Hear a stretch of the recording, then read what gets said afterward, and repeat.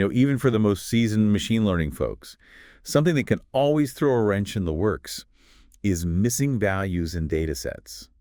It really is a universal challenge, isn't it? It's like, you're all set to build this awesome model, Right. and then, bam, you realize there are these gaps in your data. Yeah, it's like you're missing pieces of the puzzle. Exactly. And before you can even start thinking about algorithms and predictions. You have to figure out how to deal with these missing pieces. Right. And it's not always obvious, what the best approach is. Not at all. It's actually one of the trickiest parts of data preprocessing. And I think the first step is to understand why those values are missing in the first place.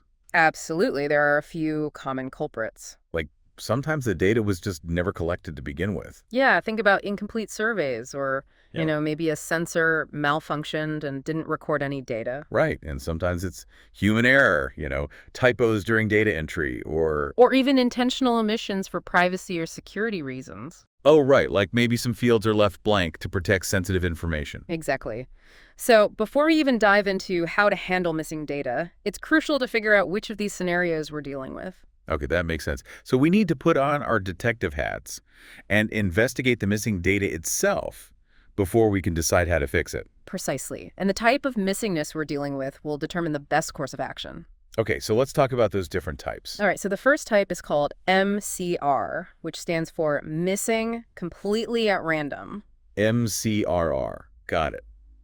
What does that actually mean in plain English? Basically, it means that the missingness is totally random. There's no pattern, no rhyme or reason to it. So it's like if you're flipping a coin, Yeah. and sometimes it lands on heads, sometimes it lands on tails, but there's no way to predict which it'll be. Exactly. And in the context of data, it means that the fact that a value is missing has nothing to do with any other variable in the data set. Try to think of a real-world example. Imagine you're conducting a survey and a few people just randomly skip a question. Maybe they got distracted or something. Oh, I see. So their response or lack thereof has nothing to do with the question itself or any other answers they've given. Right. It's just pure chance. Okay, so if the data is MCR, is it safe to just ignore those missing values? Well, in some cases, yes. If the missing data is truly MCR and you have a large enough data set, removing those rows might not have a big impact on your results. So it's like, if you're baking a cake and a few sprinkles fall off the top. The cake is still going to taste delicious, right? Exactly. But I have a feeling it's not always that simple. You're right. MCR is actually relatively rare in real-world data. So what happens when the missing data is not completely random? What other scenarios do we need to be prepared for? That brings us to MAR, which stands for missing at random. MR. Okay, so it's not completely random, but it's still at random. It sounds a bit confusing, I know. But basically, it means that the missingness is related to other variables in the data set, but not to the missing value itself. Okay, I'm going to need an example to wrap my head around this one. Sure. Let's say you're looking at data on people's income and education levels. Okay, I'm following so far. Now, imagine you notice that people with higher incomes are less likely to report their exact salary. Interesting. Maybe they don't want to brag, or maybe they're just more private about their finances. Exactly. So in this case, the missingness in the income variable is related to their education level, since higher education often correlates with higher income. Right, so there's a pattern, but it's not directly related to their actual income, which is the data point that's missing. Precisely. And this is where things get a bit trickier because simply removing those rows could introduce bias into our analysis. Because we'd be losing data from a specific subset of our population, those with higher incomes. Right. So we need to find a way to account for that missing data without skewing our results. Okay, so how do we deal with MR data? Do we try to fill in those blanks somehow? That's where imputation comes in. It's a technique where we use the available data to estimate the missing values. So we're basically making educated guesses based on what we know about the rest of the data set. Exactly. There are various methods for imputation, but the key is to choose one that's appropriate for the specific type of data you're working with. Okay, so imputation sounds like a useful tool, but I'm guessing it's not foolproof. You're right to be cautious. Imputation can be a powerful technique, but it's important to do it carefully. Because if we're not careful, we could end up introducing bias into our data. Exactly. It's like if you're putting together a puzzle and you force a piece where it doesn't belong, it might seem like a fit at first, but it'll distort the overall picture. Okay, so we've got MER, which is totally random, and MAR, which is related to other variables. Is there another type of missingness we need to be aware of? There is, and it's arguably the most challenging type to deal with, NMAR, or not missing at random. Okay, NMAR. So in this case, the missingness is not random at all. Exactly. Here, the missingness is directly related to the value of the missing data itself. That sounds tricky. Can you give me an example? Sure. Let's say you're conducting a study on people's health habits, and you ask about their smoking status. Okay, makes sense. Now, imagine that people who smoke heavily are less likely to admit to it. So the fact that they're not reporting their smoking habit is directly related to the fact that they smoke a lot. Precisely. And this is where NMAR gets really tough, because simply imputing those missing values based on the responses of non-smokers would completely misrepresent the true picture. Right, because we'd be assuming that those missing values are similar to the ones we do have, which is not the case at all. Exactly. And this is a common issue in many areas of research. Wow, so NMAR data sounds like a real headache. Is there any way to deal with it effectively? There are some advanced techniques, but they often require a deeper understanding of the underlying causes of the missingness. So it's not something you can just fix with a simple imputation method. Usually not.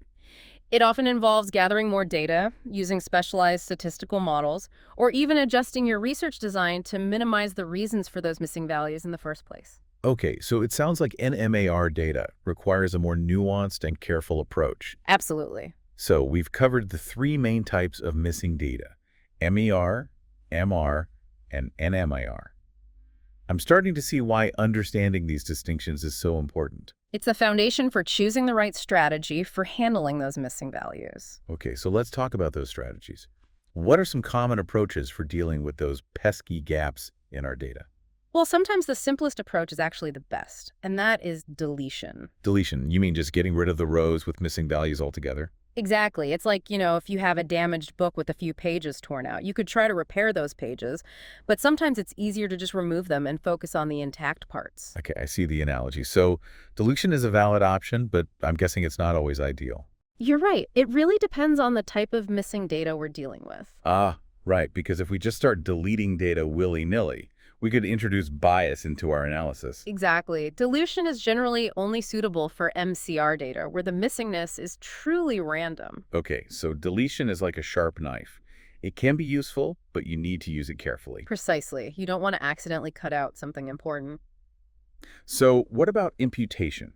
When is it a good idea to try and fill in those missing values? Imputation is particularly useful when you have a lot of missing data, and deleting it all would significantly reduce the size of your data set. So it's like a restoration project. We're trying to carefully fill in those gaps to preserve the overall picture. Exactly. And as we talked about earlier, there are different methods for imputation. Right, like using the mean, median, or mode. Exactly. Which method you choose depends on the type of data you're working with. Okay, so imputation can be a lifesaver when we're dealing with lots of missing data, but we need to choose our methods wisely. Right. And it's always a good idea to test different imputation methods and see how they affect your results. So it's all about experimentation and finding what works best for the specific data set. Exactly. Now, remember those powerful algorithms we talked about earlier? The ones that can handle missing values directly? Oh yeah, those sounded pretty impressive. Like Yeah. they don't even need us to do any imputation beforehand. Well, they can handle it internally, which can save us a lot of time and effort. So it's like they have their own built-in mechanisms for dealing with those missing pieces. Exactly. Algorithms like XGBoost and Random Forests are particularly good at this. But I'm guessing there's a trade-off. There always is, right? While these algorithms can be very effective, it's important to understand how they work and what their limitations are. Right, we can't just blindly trust any algorithm, no matter how sophisticated it seems. We still need to be critical thinkers, to understand our data, and to make informed decisions about which approaches are appropriate for the task at hand. Okay, so we've covered a lot of ground today. We've talked about the different types of missing data, the reasons why data might be missing, and some common strategies for dealing with those gaps. And I think the key takeaway is that there's no one-size-fits-all solution. Right, it all comes down to understanding our data and choosing the approach that makes the most sense for the specific problem we're trying to solve. Exactly, and that's what makes this field so exciting. It's a constant process of learning, adapting, and finding creative solutions to these real-world challenges. I completely agree. And with that, we'll wrap up the first part of our deep dive into missing data. Stay tuned for part 2, where we'll explore some real-world case studies and see how these concepts play out in practice. We'll be back soon with more insights and tips to help you tackle those missing data mysteries. Until then, keep those detective hats on and keep exploring. See you soon. Bye! Let's say you're working on a project to predict customer churn for a telecom company. Trying to figure out who's going to ditch their phone plan. You got it. You've got all this data on customer demographics, usage patterns, billing history, the whole 9 yards. Sounds like a data detective's dream come true. Well, it is, but there's a catch, right? Let's say you notice that some customers are missing data for their call duration. Oh, okay. So like we've got some gaps in our phone records. Yeah, it's like some of the calls are just mysteriously blanked out. That is interesting. Now, what could be going on there? Maybe those missing call durations are actually a sign that someone's about to churn. That's a really sharp observation. It could be a sign of disengagement. Like they're already phasing out their usage before they officially switch providers. Yeah, if someone's about to jump ship, they're probably not going to be racking up those minutes anymore. Right. And if we just went ahead and filled in those missing call durations with the average, we might completely miss that crucial signal. Yeah, we'd be smoothing over a potentially important clue. Exactly. So what could we do instead? Well, instead of trying to guess what those missing call durations might be, maybe we could just flag them as a separate category. You're on the right track. We could create a new variable called something like missing call duration and see if that improves our model's predictions. Interesting. So instead of trying to fill in the blanks, we're basically turning those blanks into a piece of information themselves. Exactly. It's all about thinking critically about what the missing data might be telling us. I'm liking this detective work. It's like we're turning those missing values into clues instead of just problems to be solved. That's the spirit. Now let's switch gears for a second and imagine a scenario where imputation might actually be a good approach. Okay, lay it on me. Let's say we're in a manufacturing plant and we're using sensor data to predict equipment failures. Trying to catch those red flags before something goes haywire. Precisely. So we've got all these sensors collecting data on temperature, pressure, vibrations, all the vital signs of our machines. So we're constantly monitoring for any signs of trouble. Right. But what happens if one of those sensors goes offline for a bit? We end up with some gaps in our data. So it's like having a blind spot in our surveillance system. You got it. But in this case, those missing data points are probably just due to random sensor malfunctions. So it's more like a temporary glitch than the sign of something bigger. Right. And in a scenario like this, imputation might make a lot of sense. Okay, so how would we go about imputing those missing values?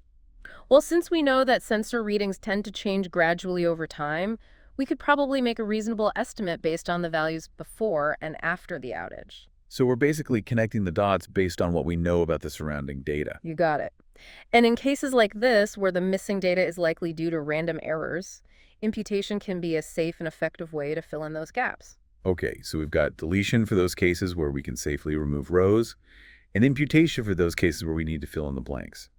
But what about those fancy algorithms we talked about earlier, the ones that can handle missing data directly?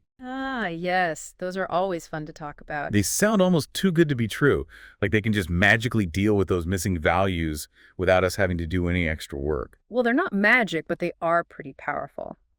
Algorithms like XGBoost and Random Forests have built-in mechanisms for handling missing data. So it's like they've got their own internal detective agency working behind the scenes. Exactly. And these algorithms are particularly well-suited for data sets with a mix of numerical and categorical data, which is very common in real-world scenarios. So it's pretty versatile. They are. And they can be a real lifesaver when you're dealing with complex data sets with lots of missing values. So we could just feed them our messy data, missing values and all, and they'll figure it out. Well, it's not quite that simple. We still need to understand how these algorithms work and what their limitations are. Right, we can't just blindly trust any algorithm. Exactly. We need to be aware of their strengths and weaknesses and how they might be affected by the specific characteristics of our data. So even with these fancy algorithms, we still need to put our own human judgment to the table. Absolutely. It's all about finding the right balance between the power of algorithms and the wisdom of human insight. Okay, I'm really starting to see how important it is to have a good understanding of all these different approaches to missing data. It's really the foundation for making smart decisions about how to clean and prepare your data for analysis. And I'm guessing there's no one-size-fits-all solution. You got it. The best approach will always depend on the specific characteristics of your data and the goals of your project. Okay, so we've covered a lot of ground, different types of missing data, strategies for handling them, and even some powerful algorithms that can lend a helping hand. Anything else our listeners should keep in mind as they navigate this world of missing data? I'd say one of the most important things to remember is that it's an iterative process. You might try one approach, evaluate the results, and then realize you need to adjust your strategy. So it's okay to experiment and make adjustments as we go along. Absolutely. There's no shame in trying something and realizing it's not working. The important thing is to be flexible, adaptable, and always open to new ideas. Exactly. And to remember that the journey of discovery is just as important as the destination. Now, are you ready for a real-life case study that really brings all these concepts together? I am. Let's dive in. Okay, so picture this. You're a researcher studying the effectiveness of a new drug, one that's designed to lower blood pressure. Okay. Yeah, big implications there could really make a difference for a lot of people. Absolutely. So you've got this clinical trial going on. You're collecting data from patients over a period of weeks, tracking their blood pressure at regular intervals. Looking for trends, seeing how those numbers change in response to the medication. Exactly. But as you start digging into the data, you notice something a bit strange. Some patients are missing blood pressure readings, particularly towards the end of the study. Okay, so some of our data points have gone AWOL. Right. Now, what could be the reason for that? Well, I'm thinking maybe some patients just forgot to take their readings, or maybe they didn't record them properly. That's certainly possible, but in this case, there's actually a more significant pattern at play. Okay, I'm intrigued. What is it? Those missing readings are primarily from patients who were experiencing some pretty severe side effects from the drug. So the missing data itself is telling us something important. Exactly. It's a classic example of NMAR, that not missing at random we were talking about. Right, because the fact that the data is missing is directly related to the patient's health outcomes. Precisely. If we just went ahead and filled in those missing values with the average blood pressure readings, we'd be completely masking the true impact of those side effects. Wow, that's a stark reminder of how misleading missing data can be if we don't handle it carefully. It is, isn't it? It's like trying to assess the overall health of a forest while ignoring the trees that are already showing signs of disease. So how do we approach a situation like this, where the missing data is so intricately tied to the phenomena we're trying to study? Well, in these cases, we need to bring in the big guns, so to speak. What do you know? We need to turn to more advanced statistical techniques that can explicitly account for the non-random nature of the missing data. So we're talking about specialized models that are designed to handle NMAR data. Exactly. These models can help us uncover those hidden relationships and provide a more accurate and unbiased picture of what's really going on. So we're using our statistical sleuthing skills to piece together the full story, even with those missing pieces. Precisely. And sometimes the best approach might involve revisiting our data collection methods altogether. Oh, you mean going back to the source, so to speak? Exactly. Maybe we need to provide more support to patients who are experiencing side effects to ensure those crucial data points don't go missing in the first place. I see. So it's not just about finding clever ways to fill in the blanks. It's about understanding the context, the real-world factors that might be contributing to those missing values. Absolutely. Missing data isn't just a technical challenge. It's an invitation to think critically about our data, our methods, and the assumptions we're making. This has been a real eye-opener. I'm starting to see missing data not as a nuisance, but as a valuable source of information in itself. That's the spirit. It's all about shifting our perspective and embracing those gaps as opportunities for deeper understanding. So as we wrap up our exploration of missing data, what are some of the key takeaways our listeners should keep in mind? First and foremost, remember that missing data is incredibly common. It's a natural part of working with real-world data. So don't freak out when you see those blanks in your spreadsheet. Exactly. Embrace it as a challenge, as a puzzle to be solved. And remember, there's no one-size-fits-all solution. The best approach will always depend on the specific type of missing data you're dealing with, the context of your project, and your overall goals. So we need to be flexible, adaptable, and willing to experiment with different approaches. And above all, be curious. Ask questions, challenge assumptions, and dig deep to understand the story behind those missing values. It's like we're all data detectives, searching for those hidden truths. I love that analogy. And remember, the process of discovery is just as important as the end result. Well said. On that note, we'll wrap up this episode of The Deep Dive. We hope you've enjoyed our exploration of the fascinating world of missing data. It's been a pleasure diving deep with you all. Until next time, keep those detective hats on and keep exploring.